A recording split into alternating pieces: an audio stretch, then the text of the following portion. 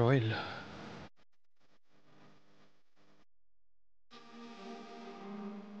কি ফেলে গেল, নিচে করে রেখে গেল।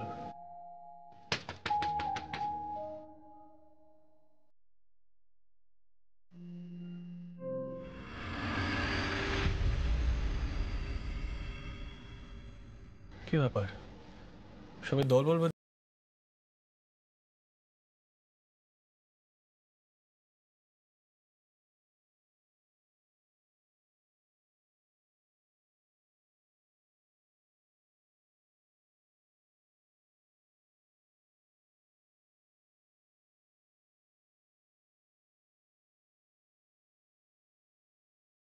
দাঁড়াতে পারে না, তাই বাধ্য হয়ে আসতেই হলো।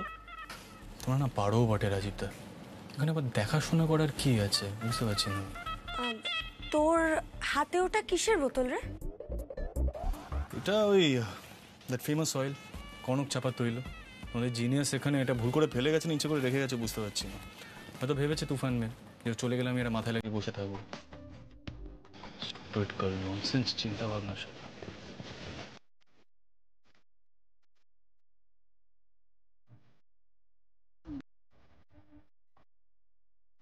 কি রে দাদা ভাই, তেলের বোতলটা আবার রেখে দিলি কেন? ফেলে দে ওটা।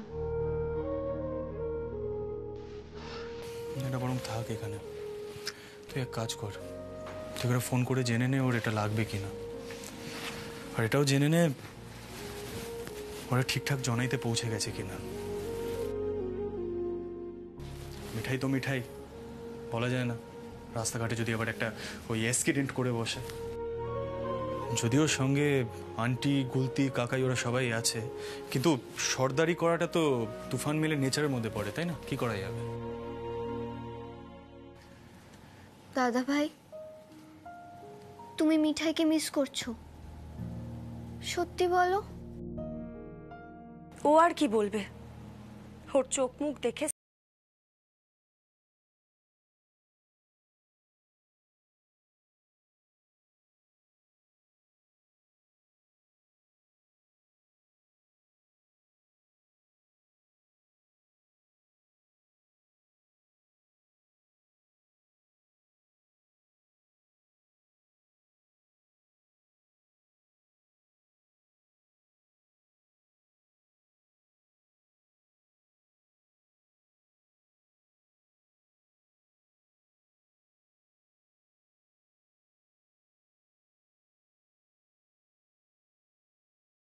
প্র্যাকটিক্যালি ঠান্ডা মাথায় চিন্তা ভাবনা কর।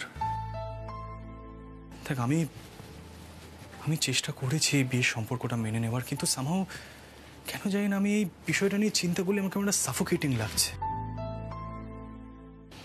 মায়ের কথা মনে পড়ে যাচ্ছে। She suffered so bad, yeah. দেখ, এই বিয়ের বন্ধনটা না, এটা একটা এমন বন্ধন যেখানে কিছু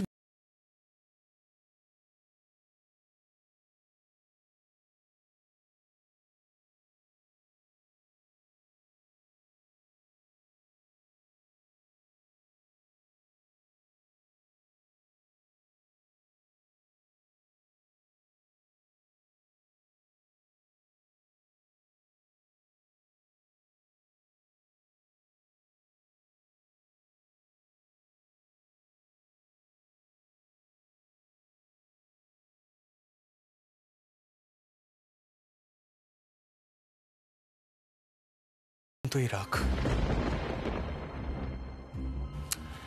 সবচেয়ে বড় কথা কি জানিস তো শ্রী, মিঠাই ওই জিনিসটা মেনে নিয়েছে। শ্রী, প্লিজ তোরা সকলে এরকম আপসেট হয়ে পড়িস না। বাড়ির পরিবেশটাকে নর্মাল রাখ। মিঠাই কিন্তু এটা খুব অপছন্দ করবে ও যদি জানতে পারে। দেখ, মিঠাই চাই আমরা সবাই মিলে একসাথে মিলে ঝুলে হ্যাপি হয়ে থাকি। আমি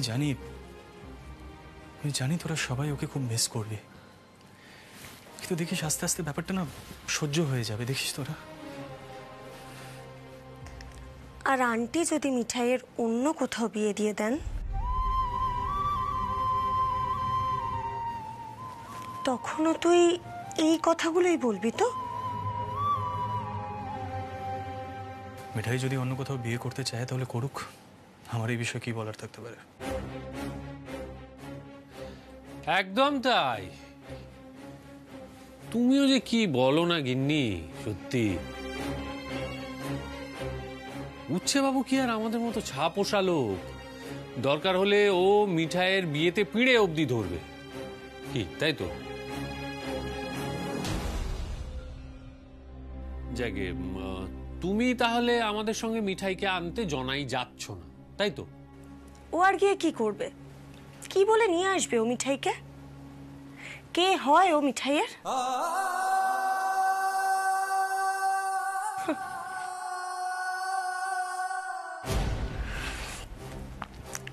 তুই আমাদের সকলকে মিঠাই যাতে কষ্ট না পায় তার জন্য হেপ্পি থাকতে বলছিস,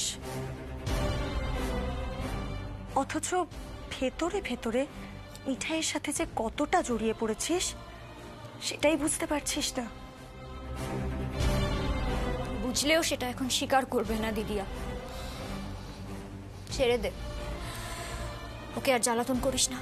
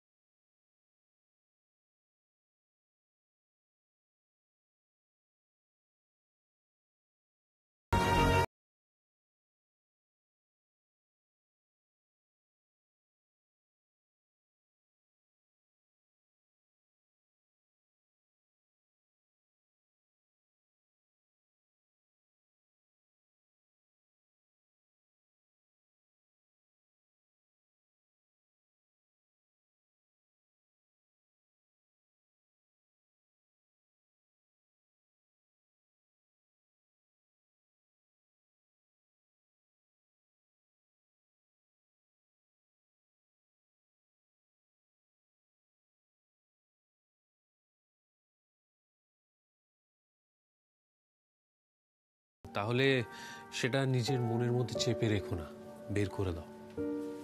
না না, এটা আমার কথা নয়, এটা মিঠাইয়ের স্পেশাল কথা। হেপ্পি থাকবে, বুঝতে পেরেছো?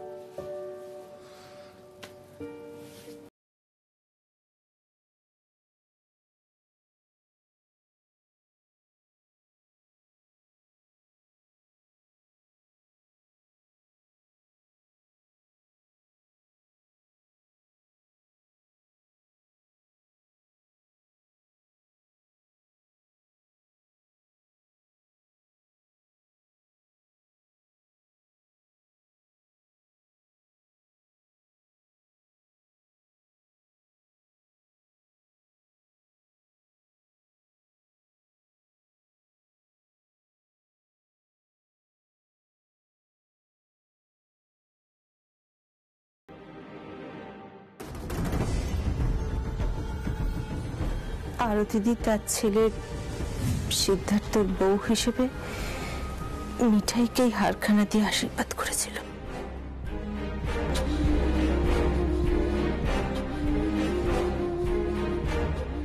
সারা জীবন এরকমই থেকো। হ্যাঁ, আমি আমার গোপালের কাছে প্রার্থনা করব যাতে তোমার জীবনে কোনোদিনও কোনো বিপদ না আসে।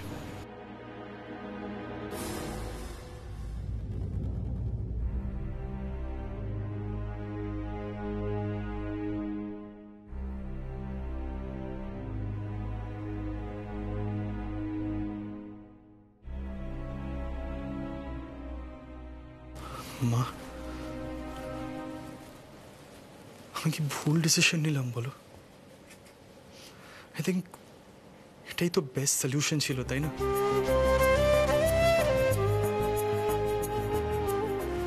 আমি জানি এখন সবাই খুব আপসেট ফিল করছে, কিন্তু দেখো আস্তে আস্তে সবটা ঠিক হয়ে যাবে।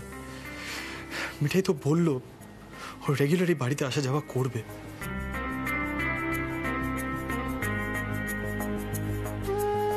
এছাড়া মিঠাই এটাও তো বলতো সবটা ঠিক হয়ে যাবে, গোপাল হেল্প করবে। তাহলে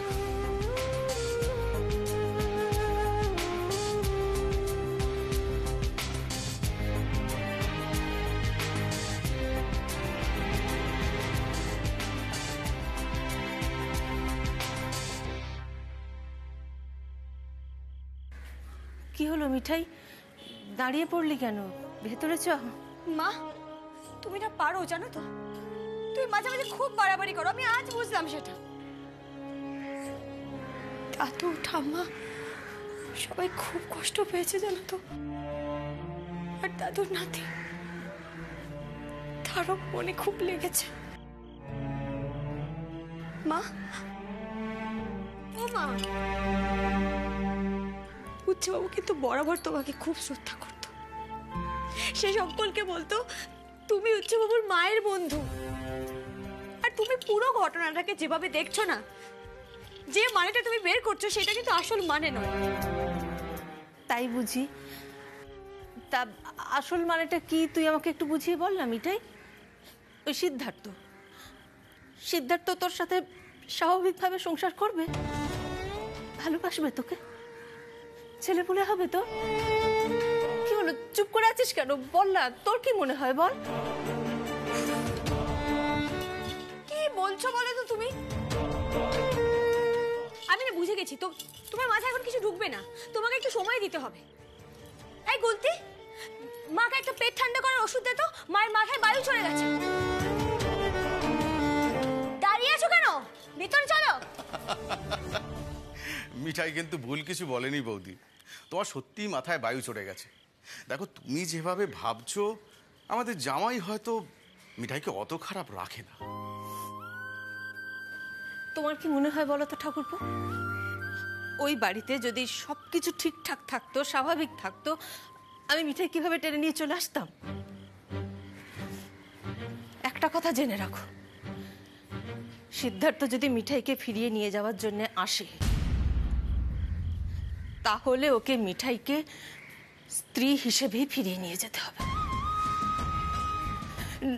না হলে আমি আমার মেয়ের আমাদের মতো কোনো ঘরে আবার বিয়ে দেব। আর সেটাও যদি না হয়, তাহলে মিঠাই আগে যা চেয়েছিল তাই হবে। ওর স্বাধীনভাবে ব্যবসা করবে, দোকান করবে। কিন্তু ওই বাড়িতে অত অসম্মানের মধ্যে আমি আমার মেয়েকে ফেলে রাখতে পারবো না ঠাকুর, আমার পক্ষে সম্ভব না। আমার কি মনে হয় বৌদি, আমাদের জামাই আসবে। আরে বাবা, আমাদের মিঠাইকে কি ভুলে থাকা যায় তুমি বলো? হ্যাঁ, তুমি দেখো সব ঠিক হয়ে যাবে।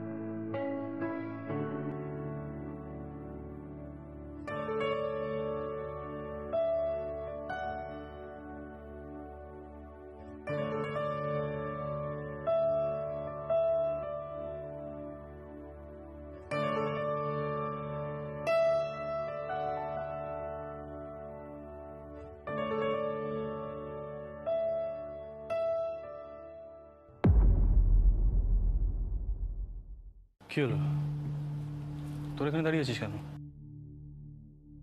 না, তোর গান শুনছিলাম। আচ্ছা, তুই এত রাতে কোথায় যাচ্ছিস?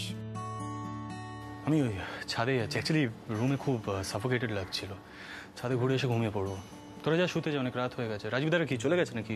হ্যাঁ, এই শ্রী, রাতুল কেন চলে গেল রে? ও তো তোর সাথে থেকে যেতে পারতো।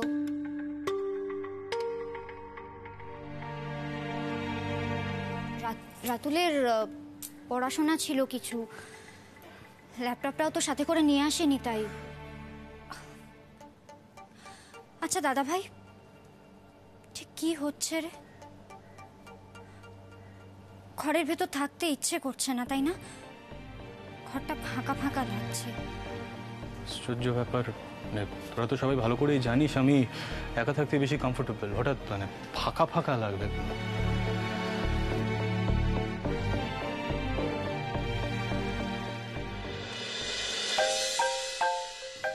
কি হলো, এত রাতে কার ফোন? মিঠাই মিঠাই ফোন করছে। শ্রী শ্রী, আমাকেও দে না রে। আচ্ছা এক কাজ কর, তুই বরং ফোনটা স্পিকারে দে। হ্যালো মিঠাই। শ্রীতমা দিদি, তোমরা সবাই ভালো আছো তো? আমি চলে আসার পর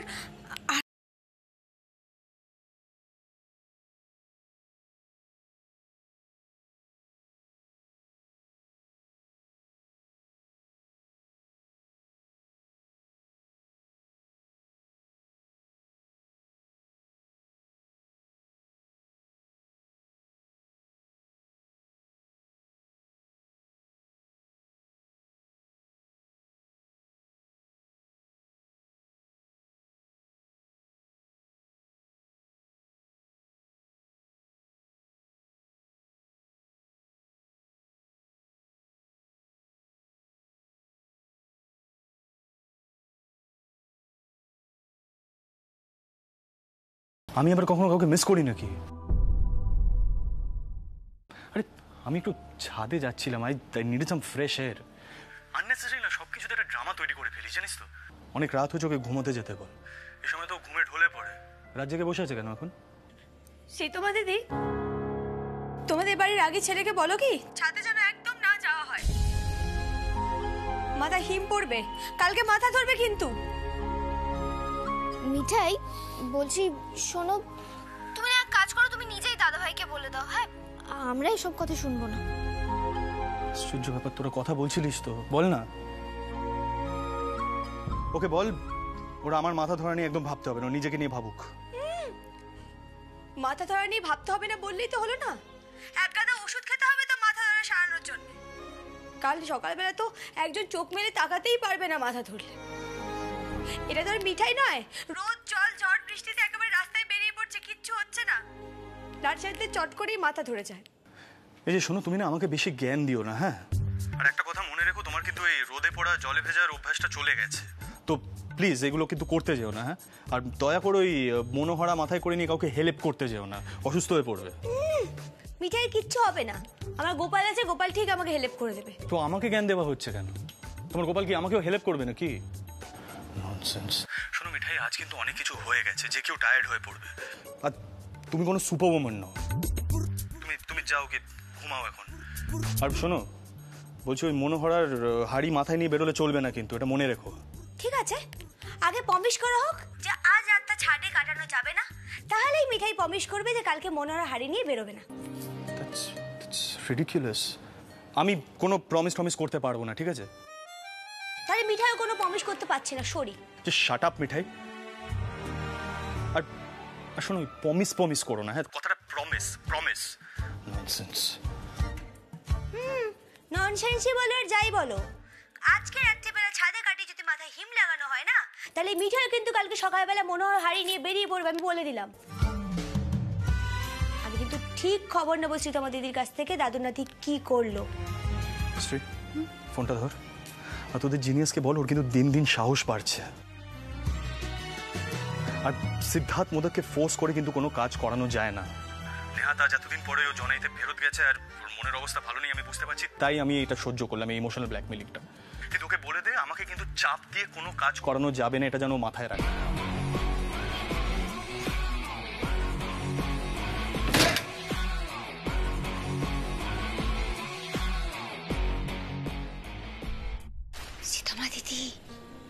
মিঠাই, দাদা ভাই ঘরে চলে গেছে,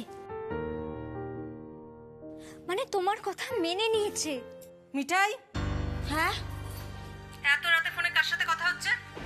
তোকে তো আমি বারবার বলছি ওই বাড়ির সঙ্গে নিজেকে আর জড়াস না। কেন কথা শুনছিস না?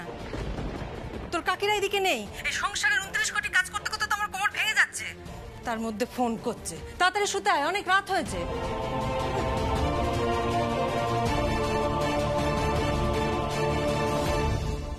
সীতামা দিদি, সরি গো, আসলে মার না মাথাটা কিছুতেই ঠান্ডা হচ্ছে না, আর গোপালও কিছুতেই হেলে পড়ছে না। আমি রাখছি এখন। হ্যাঁ, আন্টির রাগ হওয়াটা তো অস্বাভাবিক কিছু নয়, হতেই তো পারে। তুমি সাবধানে থাকো, বুঝলে? রাখছি এখন।